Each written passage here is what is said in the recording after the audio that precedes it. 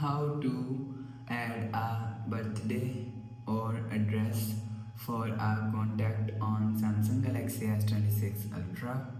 Let's start the video. First of all, go to app library. Here click on contacts app. After click on contacts app, scroll down and click on contact. After click on contact, click on edit and click on view more. Scroll down, and if you want to add birthday, click on important dates and on birthday and click on date. You will decide month, select date and click on done. If you want to add address, click on address.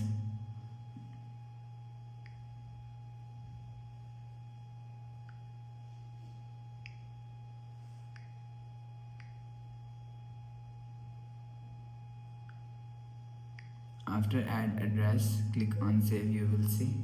After the process, go back to home screen. So that's how you can add a birthday or address for a contact on Samsung Galaxy S26 Ultra.